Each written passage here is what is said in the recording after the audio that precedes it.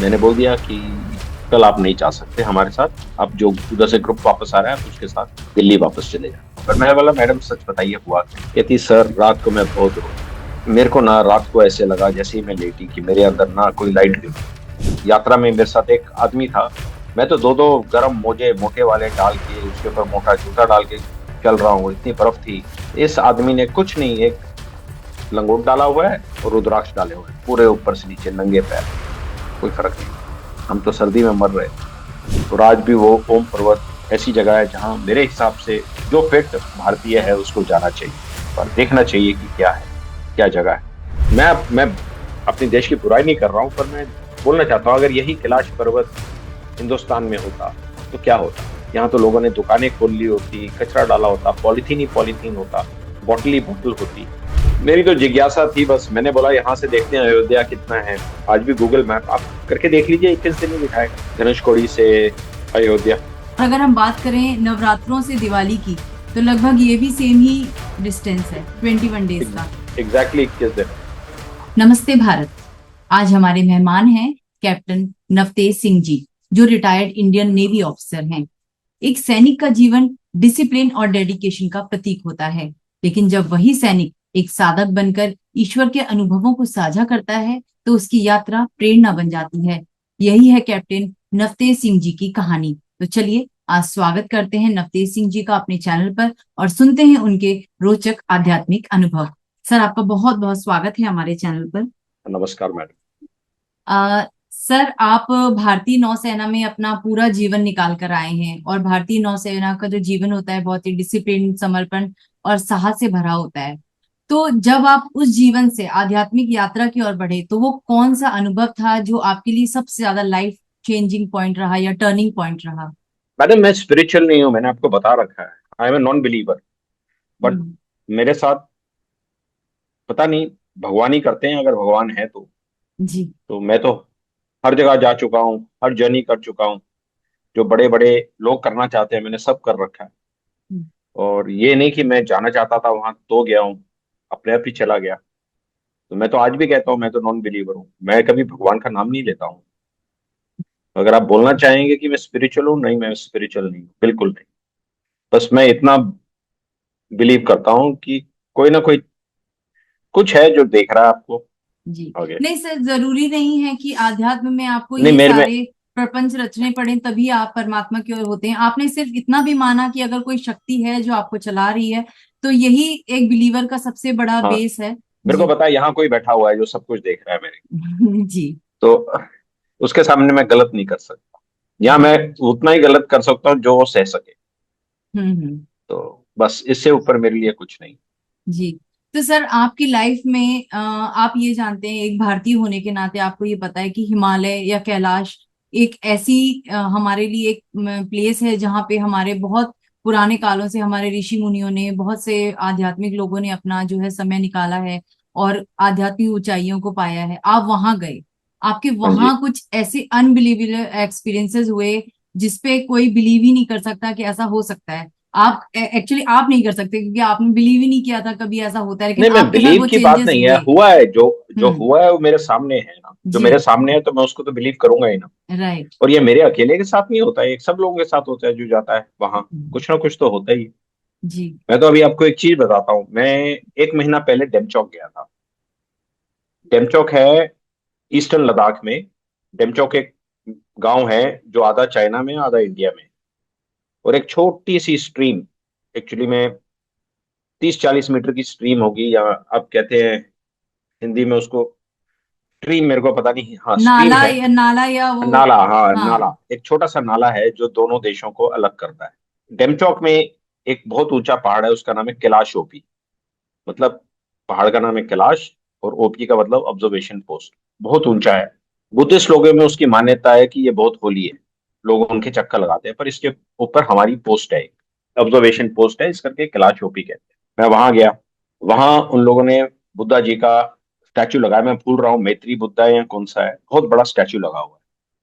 ठीक है, यहाँ बुद्धिस्ट प्रे करने आते हैं, बहुत रिवर्ट्स जगह है, बहुत मानी हुई जगह है, उसके चक्कर लगाते हैं बुद्धिस्ट लोग। तो जब मैं ऊपर गया तो सर्दी, 1 महीने पहले सर्दी तो नहीं थी, पर उधर तो काफी सर्दी थी, बहुत ऊंचाई पे था। तो वहां से आपको चाइना ऐसे दिखता है जैसे आपके खिड़की के बाहर आप नीचे देखो तो वैसा चाइना दिखता है। तो वहां से इंडस रिवर आती है, सिंधु नदी आती है, इंडिया को एंटर डेमचौक से सिंधु नदी एंटर करती है। और वहां से 40-50 किलोमीटर सिंधु नदी और चाइना का बॉर्डर होता है। उसके बाद सिंधु अंदर चली जाती है और फाइनली बटालिक से निकल के पाकिस्तान में चली जाती है। तो वहां से अब 20 या 25 किलोमीटर अंदर देखोगे तो मेरे को किसी जवान ने बताया, जवान नहीं, उधर के इंचार्ज ने बताया कि सर आप वो जो एरो देख रहे हो ना, वो एरो है, वो सिंधु नदी के साथ है, एक एरो काला, ओरिजिनल पत्थर का बना हुआ नेचुरल फॉर्मेशन है। मतलब हमने नहीं बनाया है वो, अ, भगवान ने बनाया है, जो भी है, प्राकृतिक है। कहते हैं यहाँ इतनी बर्फ गिरती है पर ये काले पत्थर के ऊपर बर्फ 5-7 मिनट से ज्यादा नहीं टिकती। वो एरो है। और कहता सर ये एरो यहाँ से कैलाश पर्वत की तरफ पॉइंट कर, और यहाँ से 250 किलोमीटर, मैं एग्जैक्ट पूछ रहा हूँ, 240 या 250 किलोमीटर कैलाश पर्वत है जहां से ये सिंधु नदी आ रही। मतलब देखिए, ऐसी भी चीजें हैं दुनिया में जो दिखा रही है आपको कि कैलाश कैलाश किस तरफ है। और उसके ऊपर बर्फ नहीं टिकती, बाकी सब जगह बर्फ टिकती है। तो इसको क्या कहेंगे आप? कुछ तो है ना। सर, आपके जीवन में कुछ ऐसी घटनाएं घटी, और वो घटनाएं घटी जिन्होंने आपको बिलीव करवाया कि कोई एनर्जी है यहाँ पर जो सब कुछ करवा रही है। एक कपल के साथ कोई ऐसा इंसिडेंट हुआ था, मैं चाहूंगी कि वो आप हमें बताएं वो किस्सा क्या देखिए था। मैडम, बिलीव तो मैं अभी भी नहीं करता हूँ। कोई बात नहीं ठीक है, sir. I am still a non believer. Hmm. जैसे मेरे साथ एक गुजरात का कपल था, गोपाल, गुजरात से दो लोग आए थे, गरीब लोग थे, हस्बैंड वाइफ थे। मैं भी नाम भूल रहा हूँ, इतने साल हो गए हैं। तो यहाँ से हम चढ़े, मैं लाइजन ऑफिसर था ग्रुप का। तो ज्यादा गुजराती होते हैं ग्रुप में, बहुत श्रद्धा होती है उनकी। तो हम गए, ठीक थी, कोई इतनी परेशानी नहीं थी। पर जब हमको चलना शुरू करना पड़ा, धारचूला के बाद नारायण आश्रम आता है, वहां से चलना शुरू करना पड़ा। वहां से हमको लिपुलेख लेक पास तक चल के जाना होता है उस जमाने में। अब तो कहते हैं रोड, सड़क बन गई है, पर मेरे को लगता नहीं सड़क इतनी सक्सेसफुल होगी, क्योंकि वहां बहुत लैंडस्लाइड होते हैं। तो जब चल के जाना पड़ा, और बहुत मुश्किल है आ, ये यात्रा। तो मैंने देखा कि रात को हम पहुंचे, मैं तो जल्दी पहुंच गया है, पर इन लेडी और इनके हस्बैंड को पहुंचने में रात हो गई। अब मैं तो वेट करता रहा इनकी। तो जब मैं देखा तो ये लेडी आई तो इनका पैर एकदम फूल रखा है, घुटने से बहुत ज्यादा फूल रखा है, मतलब फुटबॉल बन रखा। तो लाइजन ऑफिसर के हाथ में होता है कि अगर आप मेडिकली अनफिट हो या डिसिप्लिन ब्रेक कर रहे हो या बात नहीं सुन रहे, तो आप उनकी यात्रा वहीं समाप्त करके उनको वापस भेज सकते।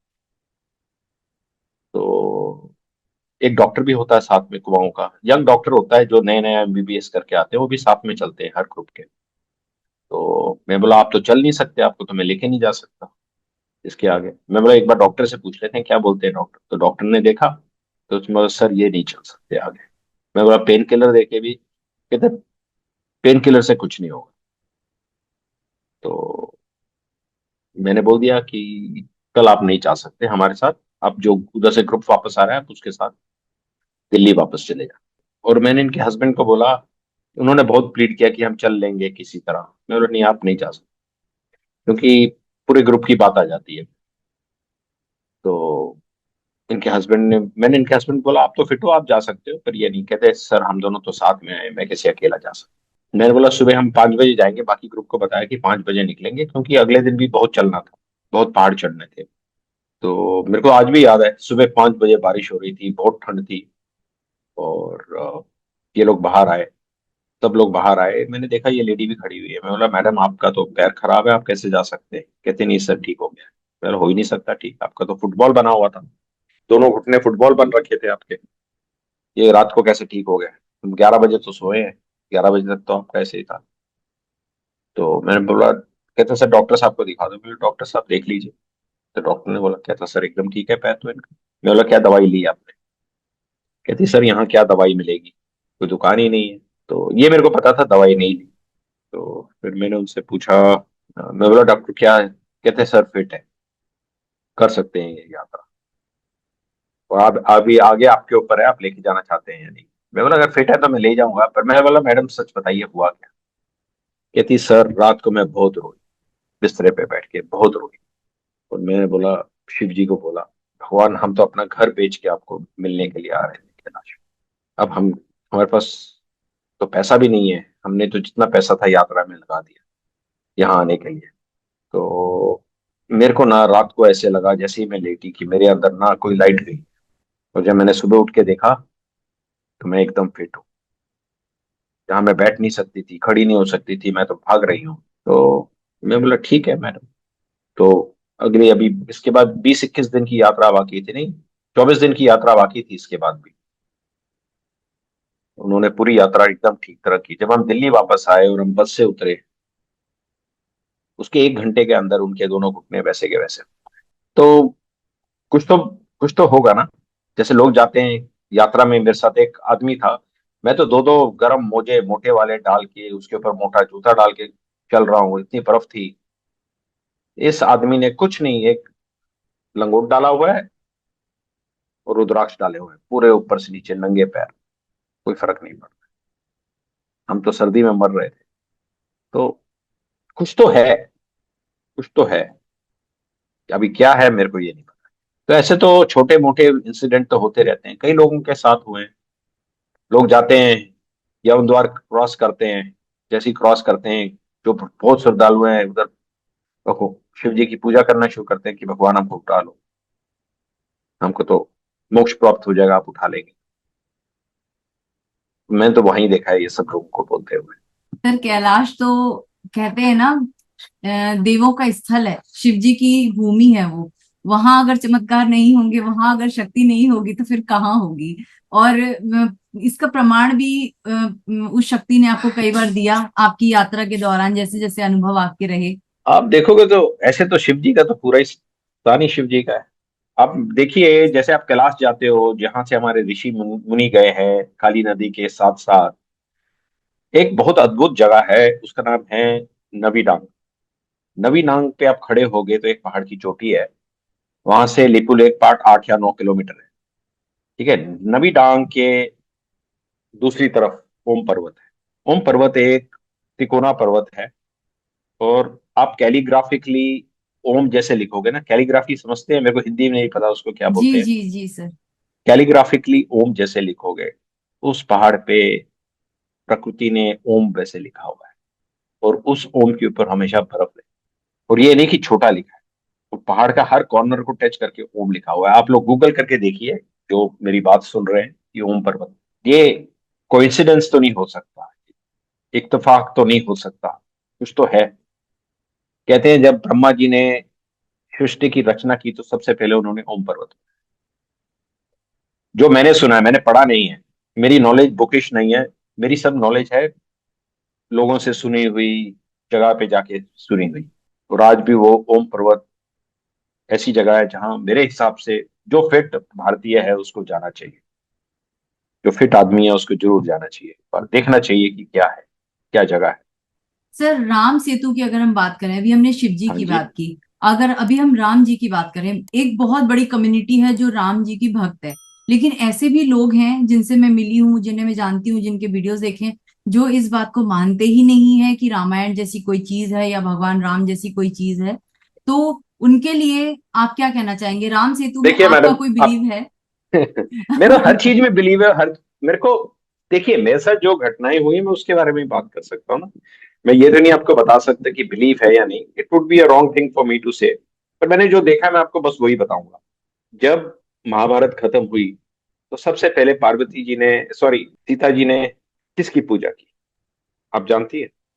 शिव जी की। रामेश्वरम जो बना है, शिव जी शिवलिंग की है। पूजा हुई। जी उधर जी। 2 शिवलिंग है, मेरे को पता नहीं आप में से कितने लोगों को पता है कितने शिवलिंग है उधर। 2 शिवलिंग है। क्यों है 2 शिवलिंग, उसका भी एक स्टोरी है, मैं आपको सुनाऊंगा, अभी सुनाऊंगा। जी। मैं धनुष कोड़ी के ऊपर कम से कम 30 या 40 बार उड़ा हूं। और ये नहीं कि मैं कम हाइट पे उड़ाऊं, मैं 10,000 फीट पे भी उड़ाऊं, 20,000 फीट पे भी उड़ा हूँ और 2,000 फीट पे भी उड़ा हूँ और 1,000 फीट पे भी उड़ा हूँ और मैंने टच भी किया। कुछ है उधर। नेचुरली बोलूं तो दे आर शिफ्टिंग सैंड्स, पर वो लिंक करती है इंडिया को, धनुषकोडी को, अच्छा, श्रीलंका से। उधर कौन सा है, मैं जगह का नाम भूल रहा हूँ जहां तक ये जाता है। 3 आइलैंड इंडिया के हैं या 7 आइलैंड इंडिया के हैं, बाकी श्रीलंका के हैं। तो कुछ तो है उधर। मेरी तो जिज्ञासा थी, बस मैंने बोला यहाँ से देखते हैं अयोध्या कितना है। तो बाई वॉक तो 21 दिन लग रहा है। गूगल, आज भी गूगल मैप आप करके देख लीजिए, 21 दिन ही दिखाएगा धनुषकोडी से अयोध्या। अब वहां जाएंगे तो जहाँ विभीषण का कॉरोनेशन हुआ था वो अलग मंदिर है। जहाँ गरुड़ का पंख गिरा था गरुड़ जी का, उसका अलग मंदिर है। गिरे हैं उधर ही मंदिर बनाए हैं। रामेश्वरम मंदिर है। सर ये जो आपने बताया कि धनुषकोडी से अयोध्या की जो दूरी है लगभग 21 दिनों की है, और अगर हम, गूगल मैप दिखाता है, मैंने तो। जी जी जी, जो गूगल मैप दिखा रहा है, और अगर हम बात करें नवरात्रों से दिवाली की, तो लगभग ये भी सेम ही डिस्टेंस है, 21 डेज का। एग्जैक्टली 21 दिन है। बहुत सारी सर चीजें हैं जिन्हें अनफोल्ड कर पाना बहुत टफ होता है, लेकिन कहीं ना कहीं हम ये मानते हैं कि कोई शक्ति है जो ये सारी चीजें हमें प्रमाणित करके देती है कि चीजें हुई हैं हमारे पूर्व, मतलब हमारे पास्ट में। कुछ तो है, कुछ तो है। ऐसा तो नहीं है कि नहीं है, इतने लोग करते हैं बिलीव। आपको जाके देखना चाहिए था जब अभी कुंभ मेला हुआ था। सर आप गए थे कुंभ? हाँ बिल्कुल गया था। कैसा रहा वहां आपका एक्सपीरियंस? शिवरात्रि वाले दिन मैंने स्नान भी किया था और सिर्फ 8-9 लोग जाके अंदर संगम में कर पाए थे स्नान, मैं उनमें से एक था। क्योंकि बोट्स का टाइम उन्होंने 7:30 बजे, 7 बजे के बाद खोला था और ब्रह्म मुहूर्त सुबह 5 बजे होता है। और ये नहीं थे कि मेरी इच्छा थी कि मैं ब्रह्म मुहूर्त में जाके करूं, पर कोई ना कोई तो ले ही गया ना मेरे को वहां करवाने के लिए स्नान। सर आप अपने आप को कितना भी नॉन बिलीवर बोलें, आपके साथ वो शक्ति हर वक्त है, और आपको वो कहीं ना कहीं बता रही है कि हाँ, मैं हूं। ये बात मैडम, मैं आपसे, मैं एकदम मानता हूँ। क्योंकि मैं किसी भी जगह चले जाऊं मेरा दर्शन 2 मिनट में हो जाता है। और ये नहीं कि मैं वीआईपी दर्शन चाहता हूँ, पर दर्शन हो जाता है। जैसे मैं द्वारकाधीश टेम्पल जो है इतनी बार गया हूँ, मेरे को 2 या 3 मिनट में दर्शन हो जाता है अंदर घुसने में। अब मैं पिछले महीने गया था ये उज्जैन में महाकाल के मंदिर, उधर भी मेरे 6 मिनट में दर्शन में था। मतलब मैं तो टाइम देख रहा था।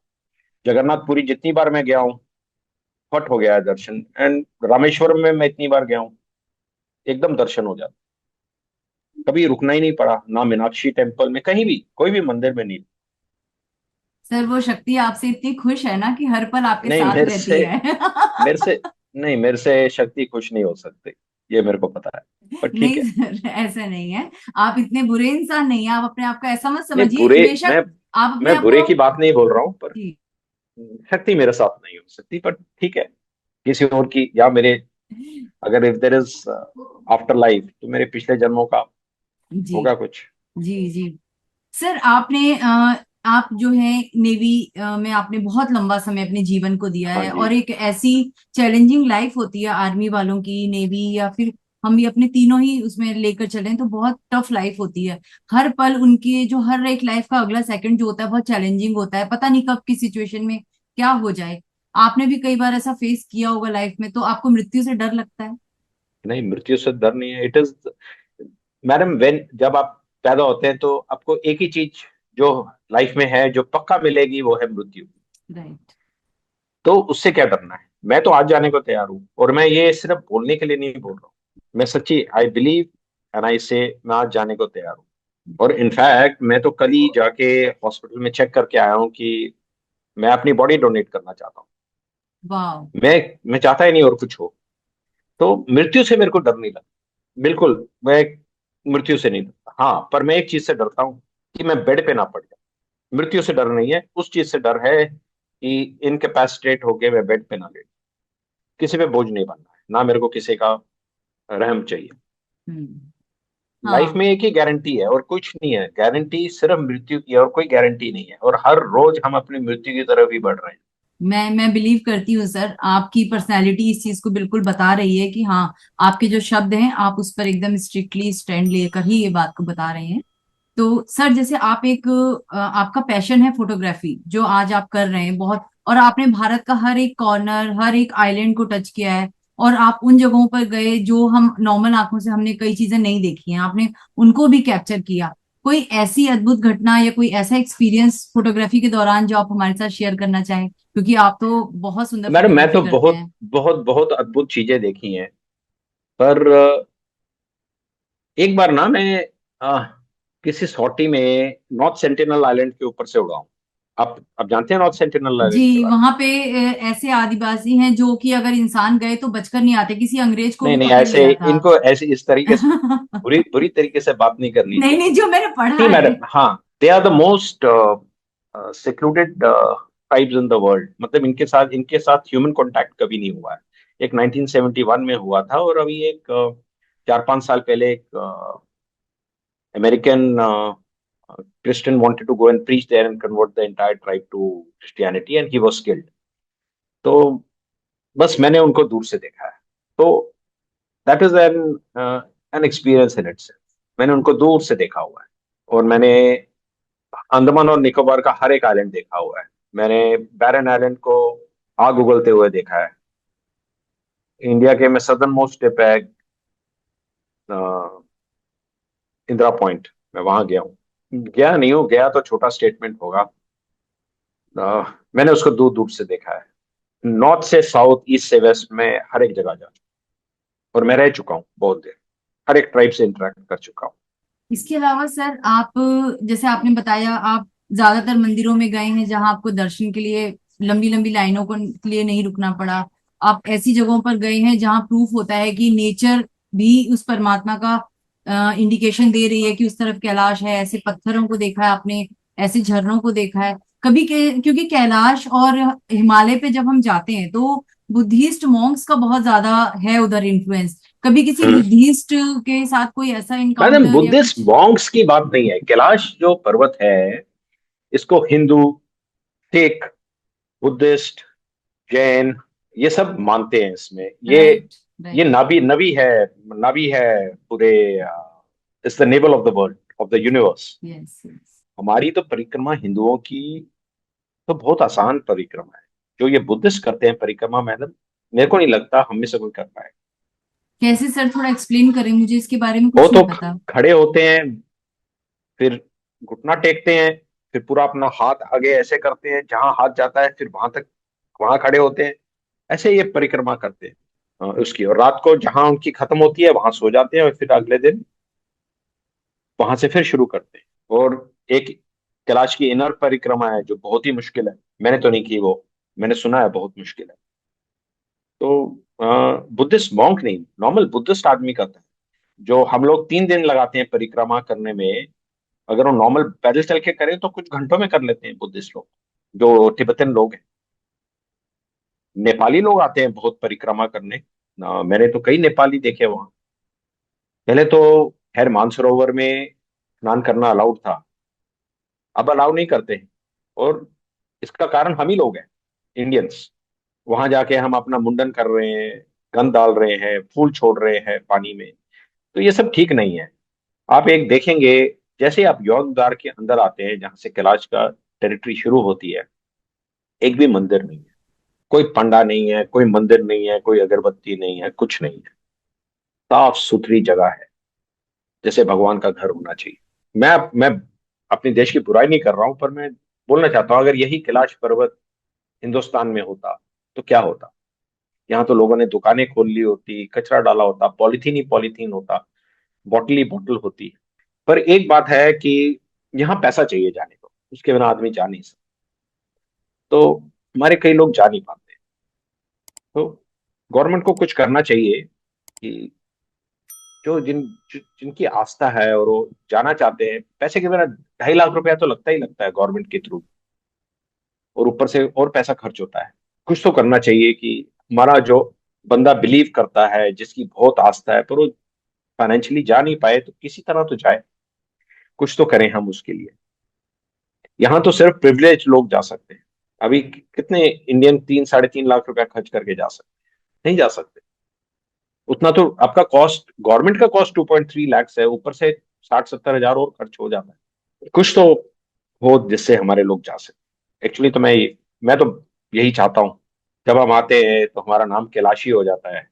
जैसे मेरा नाम होना चाहिए कैलाशी नवतेज सिंह, जो इन्होंने कैलाश यात्रा की हुई है। तो कैलाश यात्रा एक ही है, कहने को तो नेपाल के थ्रू है, सिक्किम के थ्रू है, यात्रा तो वही है जो हमारे पूर्वज करते थे धारचूला से काली नदी के साथ साथ। आप व्यास गुफा भी देखेंगे वहां, ओम पर्वत भी देखेंगे, और वही रास्ते से जाएंगे जहां से हमारे ऋषि मुनि गए हैं कैलाश। सर बहुत बहुत अच्छा लगा, आज आपने बहुत अच्छी चीजें एक्सप्लेन की।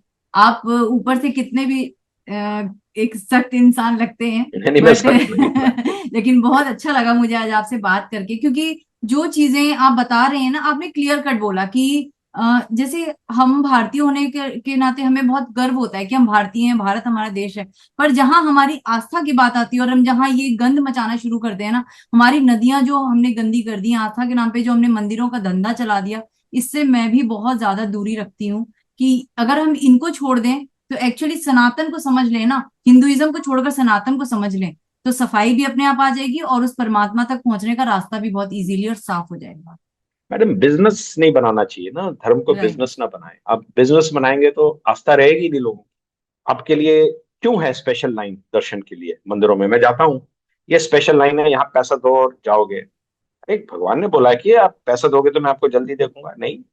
आप अगर भगवान में मानते हैं, किस भगवान ने बोला है कि आप मेरे को पैसा दो मैं आपको जल्दी दर्शन दे दूं? क्यों हो रहा है ये सब नहीं होना चाहिए। आई ये मेरा पर्सनल बिलीव है। I am not trying to मैं किसी पे फिंगर नहीं पॉइंट कर रहा हूँ, पर मेरे दिमाग में तो यही बात आती है। आई एग्री, और मैं भी इस चीज का बिल्कुल समर्थन करती हूँ, बिल्कुल सपोर्ट करती हूँ, और मैं हमेशा यही कहती हूँ, वीआईपी क्या होता है, क्या होता है वीआईपी? अरे अब हर कोई भगवान, एक इंसान है, भगवान से और बड़ा भगवान वीआईपी सब, कौन है? बस, और भगवान सबके लिए इक्वल है, तो ये मैडम एक इंसानों चीज की। याद रखना, जब आप लोग मरोगे तब एक ही जगह जाओगे, ठीक है? आपके साथ कुछ नहीं जाने वाला। आपके ऊपर वो डालेंगे, सबसे सस्ता वाला कपड़ा डालेंगे, कोई आपको सिल्क ऊपर डाल के नहीं जलाएगा, ठीक है? कॉटन का छोटा सा ऊपर आएगा, तो तंबू के ऊपर जाओगे और जल जाओगे, सब यहीं रह जाएगा आपका अहंकार। कड़वा सत्य है, इसको एक्सेप्ट कर ले कौन तो सा बहुत अच्छी आप, बात है। तब तो वीआईपी लाइन में नहीं जा सकते ना भगवान के पास। आप बोलेंगे कि भगवान मेरे को साइड से अंदर ले लो स्वर्ग में, वीआईपी लाइन में आऊंगा। तो ठीक है, यहीं लग जाओ वीआईपी लाइन, यही सोच लो कि मैंने यहाँ घंटा भगवान का बजा दिया है, ऊपर नहीं मौका मिलेगा ये। एंड ये नहीं है कि मैं नहीं चाहता मेरे को स्पेशल दर्शन मिले, मैं भी चाहता हूँ मेरे को स्पेशल दर्शन मिले, पर उसका कोई फायदा नहीं। भगवान देख रहा है आपको कि आ जा बेटे तुम, अभी ले लो स्पेशल दर्शन, बाद में मैं दूंगा तुमको स्पेशल दर्शन। फैक्ट है। अच्छा, मैंने आपको एक चीज बताना भूल गया था। मैंने हाँ आपको सर। बताया था रामेश्वरम में 2 शिवलिंग। तो मेरी नॉलेज, जो मैंने वहां के हेड प्रीस्ट से सुना, मैं आपको वो बता देता हूँ। ठीक है, अभी सही है गलत है मैंने रिसर्च नहीं की उसके बाद। जब ये लोग लंका जीत के वापस आए, तो सीता माता भी आई साथ में। तो रात होने से पहले वो शिव जी की पूजा करना चाहती थी रामेश्वरम में, बे ऑफ बंगाल के सामने। तो उन्होंने हनुमान जी को बोला कि हमारे लिए शिवलिंग ले आओ हिमालय से। तो हनुमान जी चले गए हिमालय शिवलिंग लेने। तो शिव जी की पूजा सूर्यास्त से पहले पहले खत्म होनी थी। उसके बाद उन लोगों ने अयोध्या के लिए प्रस्थान करना। अभी सनसेट होने वाला था, सूर्यास्त होने वाला था, और हनुमान जी वापस नहीं आए। सीता माता को लगा कि वो टाइम पे आ नहीं पाएंगे और पूजा नहीं हो पाएगी फिर, तो उन्होंने उधर रेत का एक शिवलिंग बनाया और उसकी पूजा करनी शुरू कर। अभी सूर्यास्त नहीं हुआ था, उससे पहले हनुमान जी ये शिवलिंग लेके आ गए वाले से। पर तब तक दूसरे शिवलिंग में पूजा शुरू हो गई। सीता माता ने अपनी पूजा खत्म की, फिर उन्होंने जो शिवलिंग हनुमान जी लाए थे उसको स्थापित किया, फिर उसकी भी पूजा की। और उन्होंने उनको बोला कि जब भी यहाँ कोई पूजा करने आएगा तो सबसे पहले जो शिवलिंग आप लाए हैं उसकी पूजा होगी, फिर जो मैंने शिवलिंग बनाया है रेत का उसकी पूजा। तो मैंने ये सुना है, अभी उसमें कितना सत्य है वो आप पता करिए। जी। तो आप जाएंगे तो तमिलनाडु के टेम्पल अलग तरह के शिव टेम्पल, आप केरला में चले जाएंगे तो एकदम ही अलग तरह के हो जाते हैं, नॉर्थ में आएंगे तो अलग हो जाते हैं। पर एक चीज मैं ये भी कहना चाहूंगा कि जितने साफ साउथ इंडिया के टेम्पल है, हमारे नॉर्थ इंडिया के टेम्पल उतने साफ नहीं है। बहुत बुरा हाल है हमारे नॉर्थ इंडिया के टेम्पल्स का। हम लोग साफ नहीं रखते, पता नहीं क्यों। आप गंगोत्री धाम चले जाइए, आप जाके देखिए कैसा है। यमुनोत्री चले जाइए, वहां देख लीजिए कैसा है। एक तो जो दुकानें लगा दी हैं सब साइड में, उससे पॉलीथीन बहुत ज्यादा आता है, पॉलीथीन और बॉटल। गवर्नमेंट को तो पॉलीथीन बंद कर देना चाहिए। इसका हमारी साइड पूरी इफेक्ट नदियां खराब। अभी हमने इसका देखा है ना सर, रिसेंटली जो वैष्णो देवी में हुआ सारा कुछ, ये ये मैन मैडम मेड। हर जगह होगा। मैं तो पूरी गंगा नदी साइकिल कर रखी है, तो मेरे को तो पता है क्या हाल है गंगा का। नमामि गंगे चल रहा है, पर सक्सेसफुल नहीं है। सक्सेसफुल तब होगा ना सर जब हम उसमें सपोर्ट करेंगे। ह्यूमन सपोर्ट ही नहीं करना चाहता। आज भी आस्था के नाम पे वो पॉलिथीनें नदी में ही फेंकी जाती हैं, फूल बहाए जाते हैं। हाँ कहाँ बिल्कुल, से आप ट्रेन हमारी से नदियां जाइए। साफ होंगी। ट्रेन से जाइए आप गंगा के ऊपर, जब ब्रिज के ऊपर ट्रेन जाती है तो लोग कैसे पॉलीथीन फूल से भरे हुए या हम्म। राख से भरे हुए कैसे फेंकते हैं ऊपर। पॉलीथीन तो जा ही रहा है ना नदी में। यही तो प्रॉब्लम है ना, नदियों को माँ बनाकर हमने माँ को ही गंदा कर दिया। और ये बिल्कुल। सिर्फ नॉर्थ इंडिया में होता है, ये साउथ इंडिया में नहीं होता है ये सब। मैंने ये चीज नोटिस की है, जो ज्यादा गंदगी है ना वो नॉर्थ इंडिया की साइड ही हो रही है। इंडिया का तो सबसे अच्छा पार्ट तो ईस्ट इंडिया है, ये नॉर्थ ईस्ट इंडिया, उससे साफ जगह है ही नहीं कोई। बहुत बहुत बहुत धन्यवाद सर आपका। आज बहुत सारी थैंक यू अच्छी मैडम। चीजें आपसे हमने समझी, बहुत सारी चीजें मुझे भी पता चली। और क्योंकि आपने तो पूरा भारत देखा है, और हम जो भारत को सिर्फ पिक्चर्स या वीडियोस में देख पा रहे हैं, आपने आंखों से देखा है। तो आपसे ज्यादा क्लियर कोई नहीं बता सकता। आप कैलाश की यात्रा करके आए हैं, हम कैलाश को सिर्फ अभी तक पिक्चर वीडियोस में देख रहे हैं। अभी तक मैंने प्रैक्टिकली कभी कैलाश की यात्रा नहीं की। मन में चाहत बहुत है, लेकिन ऊपर वाले का जब तक बुलावा नहीं आता आप नहीं जा सकते। तो नहीं, बहुत आप अच्छा आपको लगा। भी ऊपर वाले का बुलाने की बात नहीं। एक ठीक है, मैं बंद करने से पहले एक स्टोरी सुनाऊंगा। हाँ हाँ, जरूर जरूर। एक ना, एक पंडित बैठा था बोट में, नाव में बैठा हुआ था, और बहुत बड़ा भक्त था भगवान शिव जी का। चलो शिव जी लगा लेते हैं, उनका बहुत बड़ा भक्त।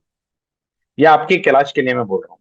नदी में एकदम तूफान आ गया, और वो नाव कूदने लगी, और उसके अंदर जितने लोग थे सब जंप मार के चले गए। तो और ये पंडित जी ने बोला कि मैं नहीं जाऊंगा, मेरे को तो शिव जी बचाएंगे, क्योंकि मैं तो उनका सबसे बड़ा भक्त। तो एक आदमी आया, उसने उसके ऊपर उनको रस्सी फेंकी कि ये रस्सी ले लो, आ जाओगे साइड में। कहता नहीं, मेरे को तो भगवान खुद लेके जाएंगे तो आऊंगा। कोई दूसरा आदमी आया, टायर फेंका उनकी तरफ कि ये टायर में बैठ जाओ, इसको पकड़ के आ जाओ। उन्होंने नहीं लिया। ऐसे तीन चार लोगों को मना किया, नाव डूब गई और वो मर गए। तो ऊपर गए, भगवान मिले उनको, शिव जी मिले। कहते मैं तो आपका सबसे बड़ा भक्त था, आप मेरे को बचाने नहीं आए। उन्होंने बोला कि आपको टायर किसने दिया, आपको रस्सी किसने दी, मैं तो वही कर सकता हूँ ना, उससे ज्यादा तो मैं कर नहीं सकता, मैं ही आया था। तो ऐसे ही आप कैलाश यात्रा खुद ट्राई करेंगे तभी जाएंगे ना, नहीं तो ऐसे बैठे बैठे तो भगवान नहीं बुलाएंगे आप। नहीं सर, बिल्कुल बिल्कुल, आपने मोटिवेशन दी है, मेरी अंदर से चाहत हमेशा से रही है। आप ट्राई कोशिश जरूर करेंगे। करूंगी। हाँ। हाँ, आप ट्राई करिए जाने का। बिल्कुल। अगर आप अप्लाई नहीं करेंगे तो जाएंगे कैसे? आप बुक नहीं करेंगे तो जाएंगे कैसे? भगवान नहीं बुलाएंगे आपको ऐसे। हाँ हाँ। ठीक है, मैं तो इस करके इसी, आप ये बात कर रहे थे तो ये स्टोरी मेरे नहीं मन नहीं, में आ गई बिल्कुल तो सर, मैंने मैं बोला। एग्री करती हूँ। मैं बहुत सारे पहाड़ों में गई हूँ, मैंने की है विजिट, लेकिन पहाड़ शायद मेरे को सूट नहीं करते, हमेशा मेरी तबीयत खराब होती है पहाड़ों में जाकर। पर उसके लिए फिजिकली फिट भी होना होगा। तो नहीं ये नहीं, आप जाइए। आप तो भगवान में इतना बिलीव करते हैं, आप जरूर जाइए, आपके साथ सब अच्छा ही होगा, कुछ खराब नहीं होगा। थैंक यू सर, आपने बहुत ये अच्छी पक्का आप ब्लेसिंग्स याद दी रखें। है। मैंने सब बड़े मंदिर देखे हैं इंडिया में, सब जहां लोग जाना चाहते हैं मैंने सब देखे हैं, एक जगह छोड़ के, बद्रीनाथ। अच्छा, मैंने अभी रिसेंटली मैं और मैं बद्रीनाथ होकर बद्रीनाथ, आई हूँ। मेरे को पता है, मैं जिस दिन बद्रीनाथ गया या देख लिया, बस that will be my end. Oh. लेकिन सर ठीक आप है, आई हैव देखिएगा दैट। जरूर, बद्रीनाथ बहुत पक्का खूबसूरत है। मैं मेरे बहुत को कुछ रोकने खूबसूरत। नहीं वाला, बस वही। मैं हर जगह जा चुका हूँ, सिर्फ एक बद्रीनाथ बाकी है। हर जगह जा चुका हूँ। बहुत बहुत अच्छा लगा सर आज आपसे बात करके। थैंक यू आप सो अपने मच आप मैडम। को कितना भी कह लें कि आप आध्यात्म से दूर हैं, ये लेकिन आप बहुत करीब हैं, मेरी बात का विश्वास मानिए, ठीक आपके है, आप साथ बता रहे बहुत हैं तो अच्छे से वो शक्ति जुड़ी हुई है। और मैं चाहूंगी कि आप बद्रीनाथ के दर्शन बहुत अच्छे से करें। इस जीवन के समापन से पहले बहुत अच्छे से आपके दर्शन हो, क्योंकि मैं बिल्कुल दर्शन करेंगे करके मैडम। आई हूँ। बहुत सुंदर है बद्रीनाथ, केदारनाथ, सब कुछ बहुत सुंदर है। और मेरे दर्शन हुए हैं कैलाश के लिए, मैं जरूर कोशिश करूंगी, अपनी तरफ से एफर्ट लगाऊंगी ताकि वो भी दर्शन करके आऊं। फिजिकली अब परमात्मा मेरा साथ दें तो मैं वहां तक जरूर पहुंचूं। बिल्कुल और जाएंगे आपका आप, आशीर्वाद मिला है तो मैं जरूर जाऊंगी। Thank you so thank much you sir. So much, God bless you. Thank you sir, thank you so much. Thank you, जय हिंद सर। Bye, bye. जय हिंद।